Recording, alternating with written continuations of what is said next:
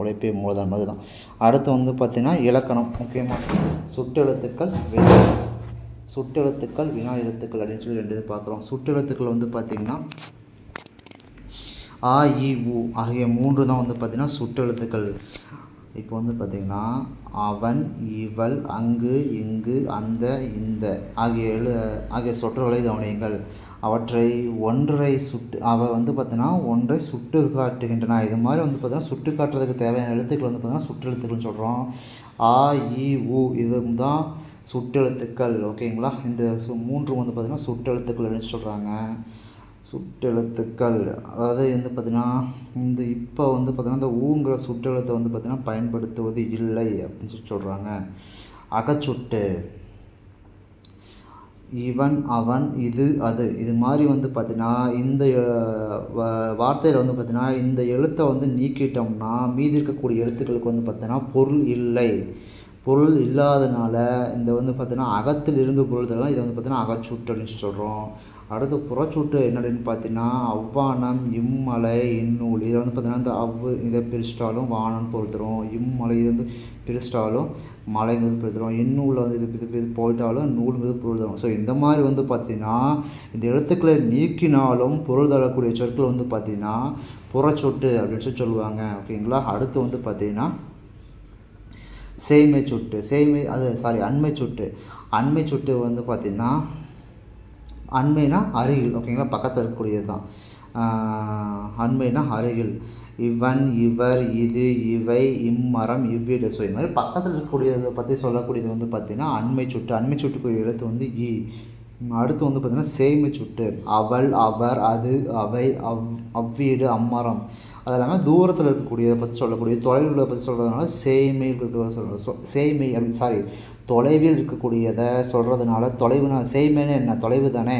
So அதனால் வந்து பார்த்திங்கன்னா அது சேய்மை சுட்டு அப்படின்னு சொல்கிறாங்க. சேய்மை சுட்டுக்கு ஒரு எழுத்து வந்து பார்த்திங்கன்னா ஆ. ஓகேங்களா. ஓகே. அருகில் உள்ளவற்றிற்கும் தொலைவில் உள்ளவற்றிற்கும் இடையில் இருப்பதை சுட்டி காட்டுவதற்கு ஊ என்னும் சுட்டெழுத்து அக்காலத்தில் பயன்பட்டது. உது, உவன். ஓகேங்களா. ஓகே.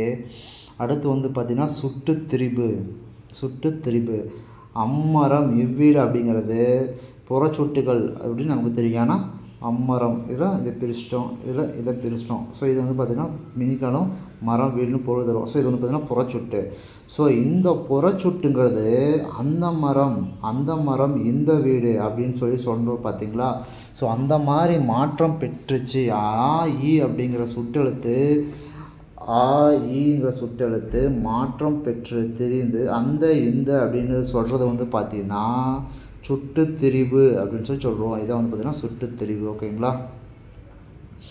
அடுத்து கற்றவை கற்றபின் இதில் ஒன்று பற்றி கொடுத்து அந்த சொல்லியிருக்காங்க. ஓகேங்களா. அடுத்து வந்து பார்த்திங்கன்னா வினா எழுத்துக்கள் மொத்தம் எத்தனை வரைக்கும் பார்த்திங்கன்னா 5 வினா எழுத்துக்கள் 5. வினாப்பொருளை தரும் எழுத்துக்களுக்கு வினா எழுத்துக்கள் என்று பெயர். வினா எழுத்துக்கள் என்று பெயர். சில எழுத்துக்கள் சொல்லின் முதலில் இடம்பெறும். சில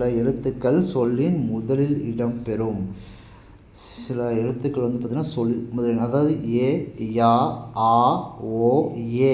ஓகேவா. ஏ, யா, ஆ, ஓ, ஏ 5 வந்து பார்த்திங்கன்னா வினா எழுத்துக்கள்னு சொல்கிறோம். மொழியின் முதலில் வருபவை ஏ, யா எங்கு, யாருக்கு. ஓகேவா. ஏ, யா. இறுதியில் வருபவை வந்துன்னா ஆ, ஓ பேசலாமா, தெரியுமோ அந்த மாதிரி வருது. ஏ, யாங்கிறது மொழியின் முதலில் வருபவை. ஆ, ஓ அப்படிங்கிறது வந்து பார்த்திங்கன்னா இறுதியில் வருபவை. மொழியின் முதலிலும் இறுதியில் வருபவை எதுன்னு பார்த்தீங்கன்னா ஏ. ஓகேவா. நெடிலெழுத்து ஏ.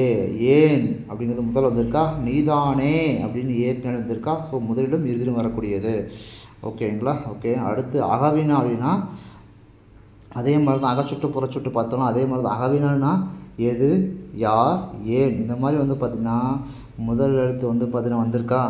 ஸோ இது மாதிரி வந்து வினா எழுத்துக்களை நீக்கினால் பிற எழுத்துக்களுக்கு பொருள் இல்லை. இப்போ அந்த எழுத்துட்டுனா இதுக்கு பொருள் இருக்கா, இல்லை. ஸோ அந்த மாதிரி நீக்கினால் பொருள் தராதது வந்து பார்த்திங்கன்னா அகவினா. அகத்தே இருந்து வினா பொருளை தந்துச்சுன்னா அது வந்து பார்த்திங்கன்னா அகவினா அப்படின்னு பேர். ஓகேங்களா. அடுத்து புறவினா அப்படின்னு பார்த்தீங்கன்னா அவனா, வருவானோ இந்த மாதிரி வந்து பார்த்திங்கன்னா அவனா ஆ வருதாங்க, இது வருவானோ இங்கே ஓ வருதா. ஸோ இந்த மாதிரி வந்து இதை நீக்கினாலும் பொருள் தந்துச்சு, வினா எழுத்துக்களை நீக்கலாம் பிற எழுத்துக்களுக்கு பொருள் தரும். இவ்வாறு வினா எழுத்துக்கள் சொல்லில் புறத்தே வந்து வினாப்பொருளை தருவது புறவினா அப்படின்னு சொல்கிறாங்க. ஓகேங்களா? ஓகே. கற்பவை கற்ற பெண் 10ல் வினா எழுத்துக்களை எழுதுக. ஓகே. அடுத்து சரியான விடையை தேர்ந்தெடுத்தெழுக. என் வீடு அங்கே உள்ளது. தம்பி இங்கே வா. நீர் எங்கே தேங்கியிருக்கிறது. ஓகே. யார் அவர் தெரியுமா. உன் வீடு எங்கே அமைந்துள்ளது. ஸோ இதான். ஓகேங்களா? அடுத்து சுற்றெழுத்துக்கள் என்றால் என்ன? சுற்றெழுத்துக்கள் என்ன? ஒன்றும் இல்லை. இது வந்து பார்த்திங்கன்னா சுற்றெழுத்துக்கள் 5 சுற்றெழுத்துக்கள் வந்து 3 இருக்குது. ஆ இ ஊன்னு 3 எழுத்து இருக்குது. ஸோ அந்த மாதிரி ஒரு இது சுட்டி காட்டக்கூடிய அந்த மரம் இந்த வீடு அந்த மாதிரி சுட்டி காட்டுறதுக்கு உதவக்கூடிய எழுத்துக்கள் தான் சுற்றெழுத்துக்கள் அப்படின்னு சொல்கிறாங்க. அதுதான் யாவைன்னு கேட்டிருக்காங்க. ஓகே. அடுத்து அகவினா புறவினா. அகவினானா என்ன, புறவினானா என்ன பார்த்துக்கோங்க. அடுத்து அகச்சுட்டு புறச்சுட்டு இதெல்லாம் பார்த்துக்கலாம். மொழியை ஆள்வோம். சொற்றொடர் பயிற்சி. அந்த இந்த எனும் சுட்டு சொற்களை அமைத்து எழுதுக. ஓகே. சொற்றொடர் பயிற்சி. எங்கே, ஏன், யார் வினா சொற்களை ஒரு ஸ்டேட்மெண்ட் எழுத சொல்கிறாங்க, வேறு ஒன்றும் இல்லை. ஓகேங்களா? சொற்றொடரை சேர்த்து சொற்றொடரை நீட்டி எழுதுக.